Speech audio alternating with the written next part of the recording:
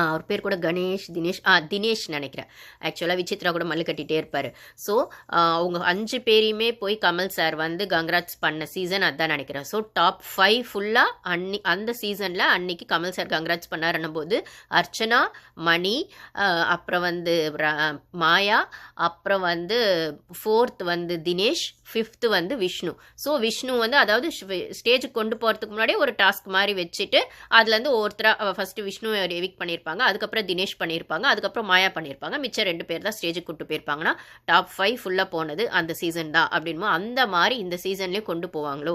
ஏன்னா ஸ்கேம்ட்ராக்கான அந்த ஒரு ரெக்கக்னேஷனை கொடுக்க வின்னர் ஆக்குறோமோ இல்லை டாப் 5 கொண்டு போகிறது இல்லை அதே மாதிரி அரோராக்கும் கொடுப்பாங்க அப்படின்னு நான் யோசிச்ச பட்சத்தில் இப்போ ஸ்கேம்ட்ராவை எவிக்ட் பண்ணியிருக்காங்க அப்படின்னும் போது ஆல்மோஸ்ட் இது கன்ஃபார்ம் தான் சொல்கிறாங்க.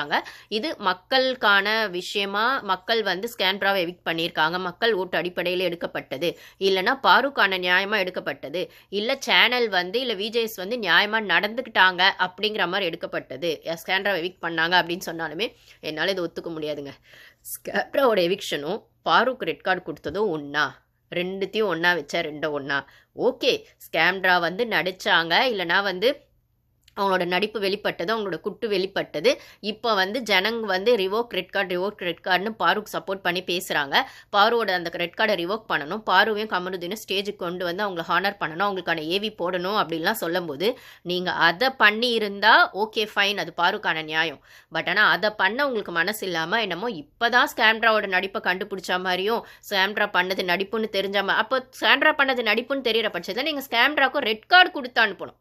ஓகேவா? நீங்கள் போன வாரம் வந்து 2 பேருக்கு ரெட் கார்டு கொடுக்க பட்சத்தில் அந்த இஷ்யூவில் சம்மந்தப்பட்ட ஸ்கேம்ட்ரா சுபிக்ஷாவை அமிச்சதுக்கு பதில் ஏன் நீங்கள் 3 எப்போ ஒரு வாரம் நோ எவிக்ஷனே வச்சுட்டு நீங்கள் பண்ண நீங்கள் ஒரே வாரத்தில் 2 எவிக்ஷனையும் அதுவும் 2 எவிக்ஷனும் ரெட் கார்டு எவிக்ஷனு சாட்டர்டேவே பண்ணி சண்டேவை இன்னொன்று வந்து நீங்கள் சர்ப்ரைஸாக பண்ணி 3 எவிக்ட் பண்ண நீங்கள் உங்களால் சுபிக்ஷாவை விட்டுட்டு ஸ்கேம்ட்ராக்கும் நீங்கள் ரெட் கார்டு கொடுத்துருக்கலாமே. ஆனால் நீங்கள் என்ன கேட்டீங்க?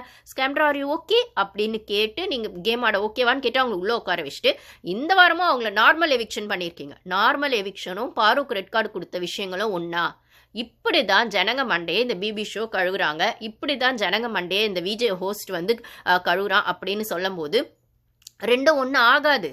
நீங்கள் அதே மாதிரி அந்த இடத்துல நீங்கள் நடிச்சதுனால 2 பேருக்கு ரெட் கார்டு கொடுக்கப்பட்டது. அப்படி நீங்கள் நடித்ததுனால வந்துட்டு 2 பேரோட லைஃப்க்கு வந்து நாங்கள் ரெட் கார்டு கொடுத்து ஒரு மாதிரி அவங்கள டிஸ்டர்ப் பண்ணியிருக்கோம், அவங்க லைஃப்பை வந்துட்டு ஒரு மாதிரி கொஸ்டின் மார்க் ஆக்கியிருக்கோம் அப்படின்னு சொல்லும்போது நடித்த உங்களுக்கும் ரெட் கார்டு தான் அப்படின்னு சொல்லி நீங்கள் இந்த மாதிரி ரெட் கார்டு கொடுத்துருந்தா, இல்லை போன வாரமே அவங்களோட சேர்த்து இவங்களே எவிக்ட் பண்ணியிருந்தா அது பாருக்கான நியாயம்.